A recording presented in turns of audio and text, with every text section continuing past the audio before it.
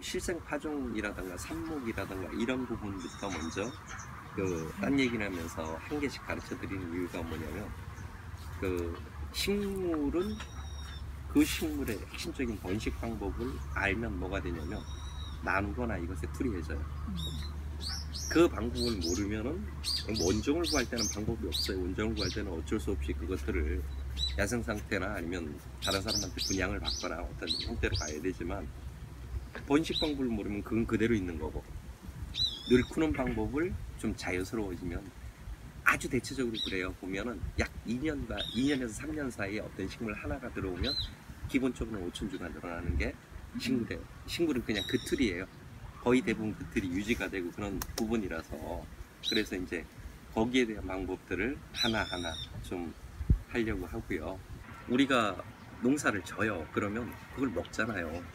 근데 그냥 살기 위해서 먹는 건지, 아니면 대체 왜 과일을 먹어야 되는지 정도는 그래도 알고 먹어야 될 거 아니에요. 이 자두를 왜 먹어야 되는지 정도는 알고 먹으면 좋아요. 자두 같은 것들이 보면 이제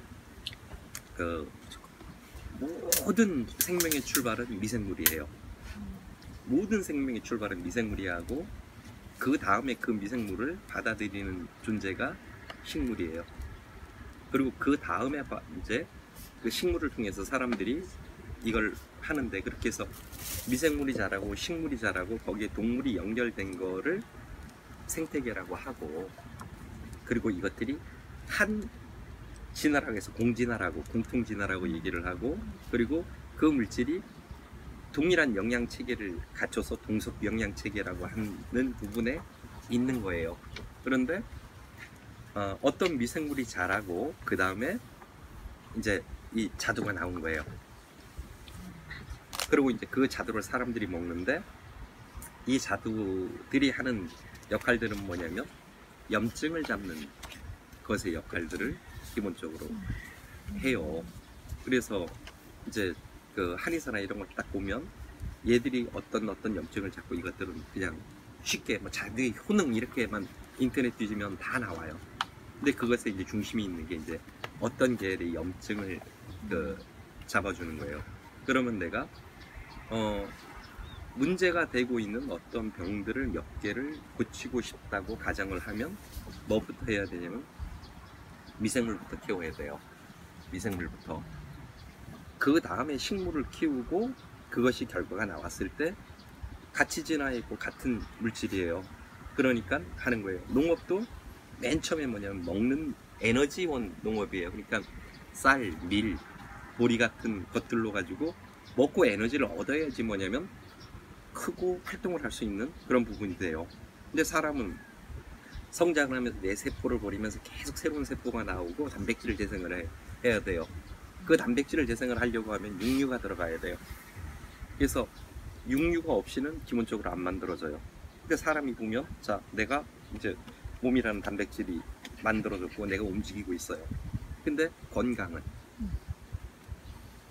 외부에서 들어오는 미생물이나 이런 것들의 공격을 이겨내는 방어와 적극적으로 공격하는 거는 어디서 갖고 올 거냐는 거예요. 사람이 스스로 만들어내기는 하지만 고기를 먹으면 사람이 단백질을 만들어내요.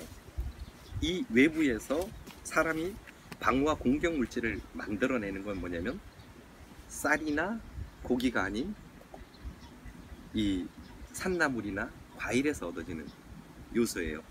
그래서 이걸 먹는 건 뭐냐면 우리가 쉽게 얘기하는 그냥 면역력이라고 하는데, 이제 그거를 용어를 좀 바꿨어요. 뭐냐면 방어와 공격을 하는 물질이나 그 능력. 외부의 면역력 그러면 이게 그거에 대한 용어를 다시 해야 되는데, 방어와 공격 물질이라고 하거나 방어와 공격을 하는 능력이라고 하면 좀 이렇게 알아듣기가 조금 편안해서, 그래서 면역력이라는 용어를 버리고 방어와 공격 그 물질, 그 능력, 이렇게 용어를 좀 변경을 했어요. 그래서 이런 것들을 먹음으로써 뭐가 되냐면 사람이 나이가 들고 무엇을 했을 때 이제 그거를 이겨내는 능력. 그러니까 과일 이코르 오래 살고 건강하고, 그 네트워크가 연결을 내가 명확하게 잡고 있어야지 뭐가 되냐면 남들한테 얘기를 할 수 있어요. 인체를 분석을 하면 한 2,500가지의 물질이 있어요. 소나무 하나를 분석하면요 1,500가지 이상의 물질이 있어요. 우리가 알고 있는 뭐 산나물이나 이런 것들을 분해했을 때 1,500종 밑의 물질로 구성되어 있는 생명체는 없어요. 다 그것 이상의 물질로 기본 구성이 되어 있는 아이들이에요. 그리고 그것들이 에너지원, 단백질 합성 빼놓고는 나머지는 전부 다 뭐냐면 방어하고 공격하는 물질을 기본적으로 안고 있는 거예요. 근데 이걸 빼버리는 방법이 있어요. 뭐냐면 빨리 자라게 비료를 주고 농약을 치면 이게 빠져요. 현행농법이에요. 양만 늘푸는 농업에서는 그게 안 차요. 그래서 예를 들어서 보리수나 이런 것들하고 과일들을 뒀을 때 썩어요. 보리수가 어느 집 보리수는 따놓으면 안 썩어요. 그냥 말라요. 짜글짜글짜글해지면서.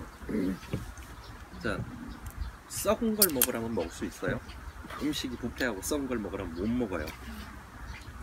그게 몇시 썩기 하루 전에는 안 썩었지만 이것도 결국은 장 속에 들어가면 썩는 거예요. 근데 어떤 과일은 안 썩어요. 냅둬도. 그러면 결국은 안 썩는 과일을 먹어야지 뭐가 되냐면 몸이 안 썩는 거예요. 시간 타임에서 조금 차이만 날 뿐이지 결국은 썩는 곡물을 먹으면 썩는 거예요. 수경재배하고 이런 상추 냅두면 안 말라요. 그냥 이렇게 물커러지면서 썩어요. 걔가 내가 현재 입에 넣을 때는 안 썩었지만 결국은 내 장 속에 들어가면 썩어요.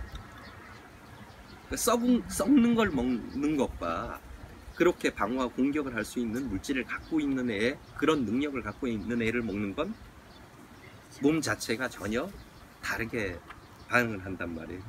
그래서 그걸 만들기 위해서 이제 뭐 유기농이니 뭐니 이런 여러 가지 방법들을 찾아냈지만 뭐냐면 그건 다 누가 한 거냐면 학자들이 한 거란 말이에요. 우리 소위 얘기하는 그 사람들이 만든 것들인데 이 양반들이 농사를 안 짓는단 말이에요. 농사를 안 지으니까 뭐냐면 결국은 어떻게 해야 될지에 대해서 그 사람들은 모르는 거예요. 그리고 머리를 다발다발 굴려보니까 이렇게 하면 되겠다. 그리고 설명을 했는데 사람들이 그거에 응해요.